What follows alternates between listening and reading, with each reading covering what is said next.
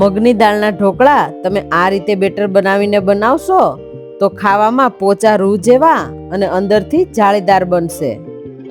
અને આ મગ દાળના ઢોકળા ખાવામાં હેલ્ધી અને સાથે સાથે ટેસ્ટી પણ એટલા જ છે. જ્યારે તમને ઢોકળા ખાવાનું મન થાય ત્યારે તમે આ મગની દાળના ઢોકળા પલાળી અને તરત જ બનાવી શકો. તો ચાલો ખાવામાં હેલ્ધી અને ટેસ્ટી એવા મગ દાળના ઢોકળા બનાવવાનું શરૂ કરીએ. તો તેના માટે મેં અહીંયા 1 વાટકી ભરીને મગની દાળ લીધી છે. વજનમાં 200 ગ્રામ છે. અહીંયા મેં ફોતરી વગરની દાળ લીધી છે. જો તમારે ફોતરીવાળી દાળ લેવી હોય તો તમે લઈ શકો. તો મેં 1 વાટકી દાળ પલાળી રાખેલી હતી. તો 1 વાટકી દાળમાંથી પલળે એટલે 2 વાટકી જેટલી દાળ થાય છે. તો અહીંયા દાળ 2 કલાક માટે પલાળીને રાખેલી હતી તો એકદમ સરસ પલળી ગઈ છે. પણ જો તમારે તરત જ ઢોકળા કરવા હોય તો તમે ગરમ પાણીમાં 20 મિનિટ માટે દાળને પલાળી શકો. તો અહીંયા દાળ પલળી ગઈ છે. હવે આપણે એમાંથી બધું પાણી કાઢી લેવાનું છે. પછી આપણે પાણીની જેટલી જરૂર પડશે એટલું ઉમેરી દઈશું. હવે મેં અહીંયા અડધી વાટકી ચોખાના પૌવા લીધા છે એ ઉમેરી દઈશું. અહીંયા જે વાટકી ભરીને દાળ લીધેલી છે એ જ વાટકી ભરીને અડધી વાટકી ભરીને ચોખાના પૌવા લીધા છે. સાથે અડધી ચમચી આખું જીરું, 4 તીખી મરચી અને 1 ઇંચ આદુનો ટુકડો ઉમેરી દઈશું. 1 વાટકી દહીં લેવાનું છે. અહીંયા મીડિયમ ખાટું હોય એવું લેવાનું છે. જો અહીંયા દહીં ન હોય તો તમે એની જગ્યાએ 2 વાટકી છાશ પણ ઉમેરી શકો. હવે આ બધી વસ્તુને આપણે દરદરું પીસી લેવાનું છે. તો સૌથી પહેલાં આદુનો ટુકડો ઉમેરી દઈશું કેમ કે આદુ છે એ આખું ન રહે. હવે થોડું થોડું ઉમેરી અને આપણે દરદરું પીસી લઈશું. અહીંયા દાળને વધારે પડતી ઝીણી નથી પીસવાની. જો ઝીણી પીસાઈ જશે તો આપણા ઢોકળા છે એ ચીકણા થશે. તો આ રીતે ચાલુ બંધ કરી અને આપણે આ રીતનું દરદરું પીસી લેવાનું છે. તો તમે જોઈ શકો છો કે આ રીતનું દરદરું પીસાઈ ગયું છે. તો અહીંયા મિક્સરને આ રીતનું તૈયાર કરવાનું છે. હવે એક બાઉલમાં કાઢી લઈશું. તો આ રીતે બધી દાળને પીસી લઈશું. હવે જે વાટકી ભરીને આપણે મગની દાળ લીધી હતી એ જ વાટકી ભરીને રવો લેવાનો છે.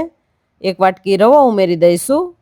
સ્વાદ અનુસાર મીઠું, અડધી ચમચી હળદર, અડધી વાટકી ભરીને મેં અહીંયા મેથી સમારીને લીધી છે એ ઉમેરી દઈશું. ઢોકળાની અંદર મેથી ઉમેરવાથી એનો ટેસ્ટ એકદમ સરસ આવશે.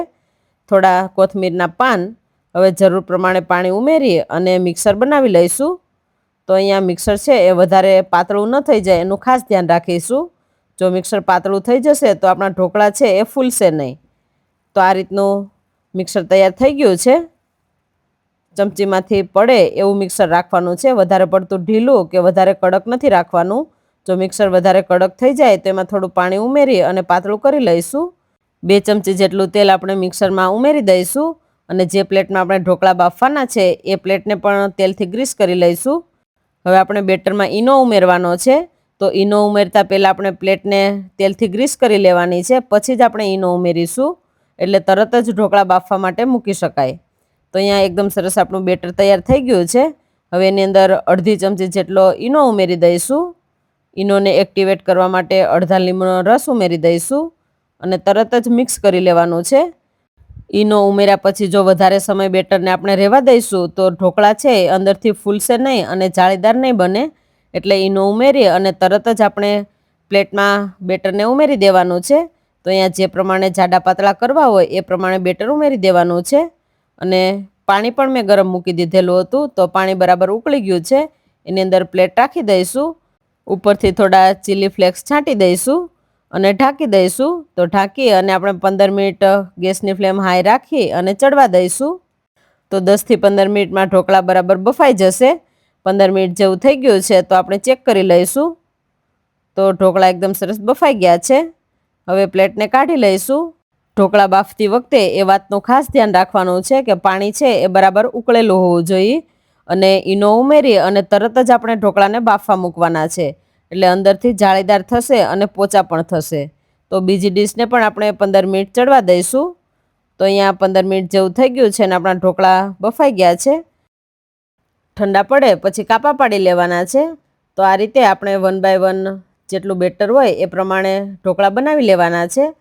પહેલી થાળીમાં આપણે જે ઢોકળા બનાવેલા હતા એકદમ સરસ બની ગયા છે.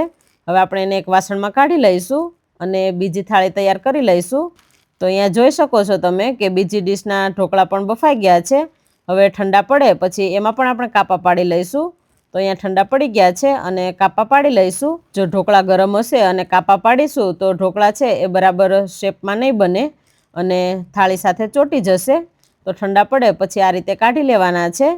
તો બધા ઢોકળા બની જાય પછી આપણે વઘાર કરીશું. તો આ રીતના એકદમ સરસ જાળીદાર ઢોકળા બની ગયા છે. હવે વઘાર માટે 1 ચમચા જેટલું તેલ ગરમ મૂકી દઈશું. તેલ ગરમ થાય એટલે 1 ચમચી રાઈ, 1 ચમચી આખું જીરું, ચપટી હિંગ અને મેં અહીંયા મીઠા લીમડાના પાન લીધા છે એ ઉમેરી દઈશું. હવે વઘારને બરાબર મિક્સ કરી લઈશું. અહીંયા વઘારમાં તમારે સફેદ તલ ઉમેરવા હોય તો તમે ઉમેરી શકો અથવા તો લીલા મરચાં ઉમેરવા હોય તો એ પણ તમે ઉમેરી શકો. હવે ગરમા ગરમ વઘારને ઢોકળા ઉપર ઉમેરી દઈશું અને બરાબર મિક્સ કરી લઈશું.